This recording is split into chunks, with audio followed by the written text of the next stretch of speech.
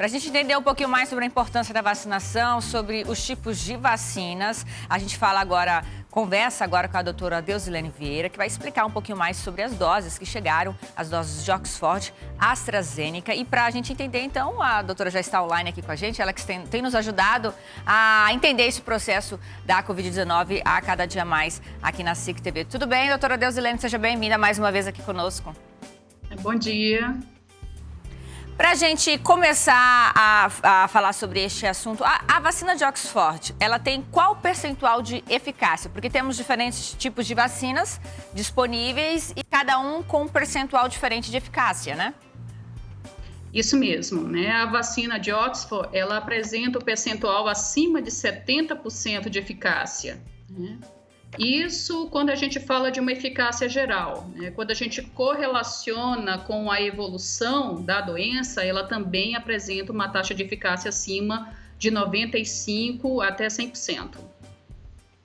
Faz parte do grupo prioritário, ela tomou a primeira dose da Coronavac, ela pode tomar a segunda dose de uma outra vacina, como desta vacina que acabou de chegar, ou não? Não podem ser misturadas as doses? Até o momento, a gente não tem nenhum estudo em andamento que mostre isso, né? Que mostre que a pessoa ela pode ser imunizada com uma primeira dose de uma vacina e depois com uma segunda dose de uma outra vacina, né? O ideal é que se ela tomou a primeira dose da Coronavac, que a segunda também seja a Coronavac. E assim também serve para a vacina de Oxford. São tecnologias diferentes, né, doutora? Essas vacinas que nós estamos usando aqui no Brasil. Explica pra gente um pouquinho de cada uma delas. Isso, são duas tecnologias diferentes, né, para as duas vacinas aprovadas para uso emergencial, né? A Coronavac, a tecnologia utilizada é de um vírus inativado, né? Você pega o vírus, cultiva nesse vírus, ele vai sofrer multiplicação e depois a gente vai causar a morte desse vírus, né? Utilizando uma substância química ou calor. Já a vacina de Oxford, ela é uma tecnologia que utiliza um vetor viral, né? Então, o vetor viral utilizado para a vacina de Oxford foi um vetor viral de adenovírus de chimpanzé, onde esse material foi manipulado e foi inserido ali informação do SARS-CoV-2, que é o vírus que causa a Covid-19. Então, são tecnologias diferentes, né? Que por isso que a gente tem que seguir aquele trâmite de vacinação, né? Se eu comecei com uma, eu também tenho que terminar com ela. Qual é o intervalo de tempo entre as doses dos dois tipos? A vacina Coronavac, você tem aí um intervalo que pode ir de 15 até 28 dias para a segunda dose, enquanto a vacina de Oxford, a gente tem um intervalo um pouco maior. Esse intervalo ele pode chegar até 3 meses, né? Então, em relação a tempo e produção, a gente ganha mais tempo, né, para produzir mais e conseguir imunizar as pessoas subsequentemente. A Fiocruz vai ser responsável pela produção de alguma delas aqui no Brasil ou apenas ela recebe estes lotes de vacina?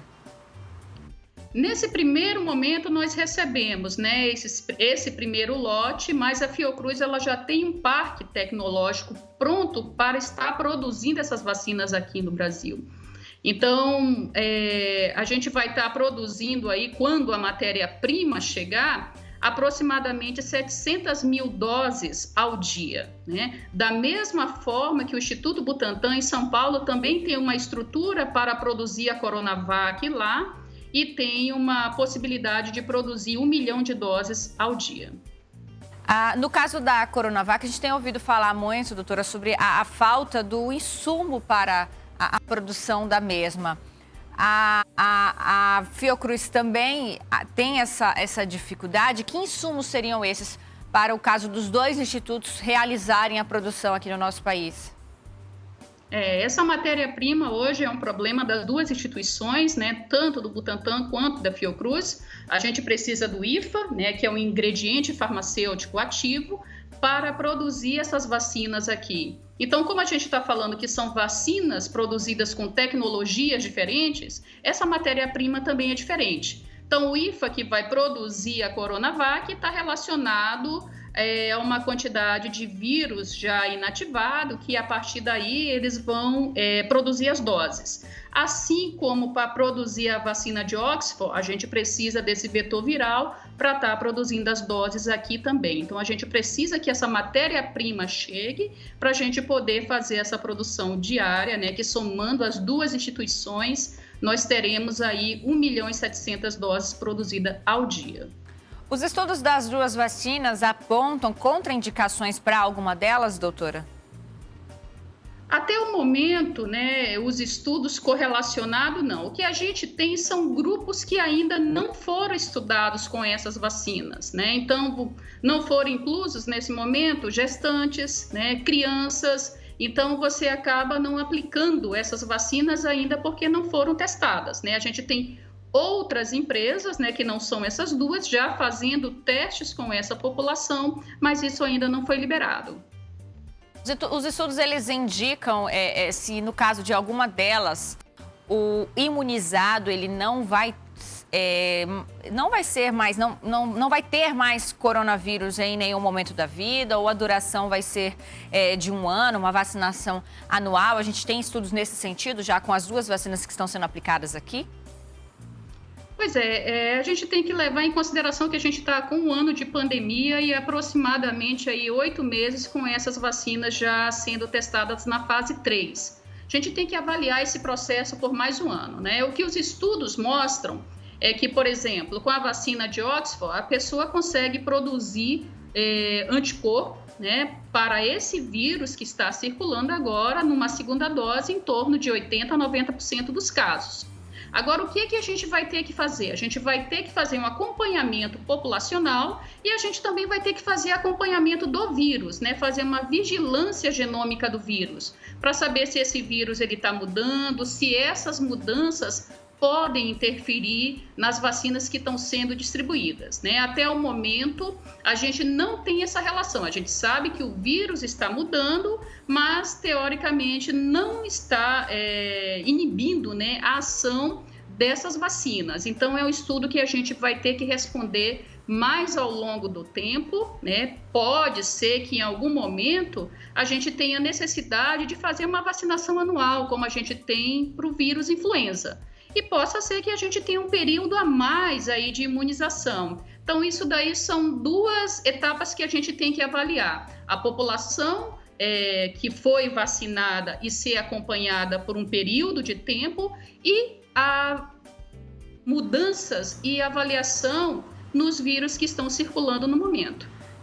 Ponto bastante importante que a senhora tocou, doutora. Justamente eu ia até perguntar sobre essa questão da variante do coronavírus que já foi identificada no Amazonas, já tem em outros países também. Se isso, de alguma forma, pode colocar em risco todo esse trabalho que foi feito até agora para conseguir uma vacina, um imunizante contra o Coronavac. Isso já preocupa os estudiosos, os pesquisadores? O ideal, nesse momento, ainda não apresenta risco, né? Mas o ideal é que esse monitoramento ele seja contínuo. Porque a gente tem as vacinas de RNA, né, que não é o caso de nenhuma das 2 vacinas que foram aprovadas aqui no Brasil. Essas vacinas de RNA, elas trabalham com um fragmento pequeno da principal proteína do vírus, que é responsável pela ligação dele à célula, para ele poder entrar na célula e poder se replicar e depois causar a doença.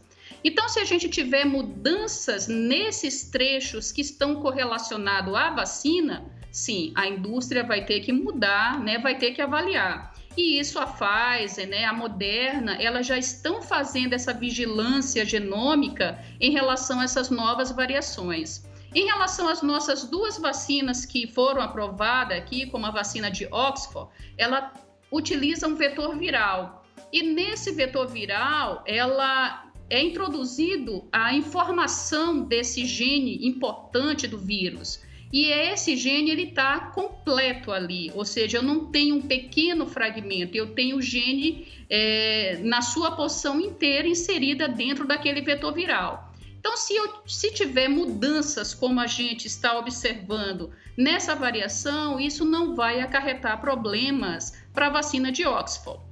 Em relação à vacina Coronavac, eu trabalho com o vírus todo, mas é o vírus morto, né? O vírus ele não está vivo, né? Ele apenas vai ser inoculado para induzir o meu organismo a produzir defesas. Então, também a chance de ter interferência é menor, só se acontecer de aparecer uma nova variante que mude, né, esse vírus como total. Aí sim a gente vai ter que se preocupar, mas não é o caso agora. Tá certo. Obrigada mais uma vez por participar conosco, viu, doutora? Obrigada a vocês. Muito bom a gente entender um pouquinho sobre as duas vacinas que estão sendo aplicadas aqui no nosso país, as taxas de eficácia, como é que funcionam as tecnologias e também a produção. Este foi o nosso quadro Viver Bem.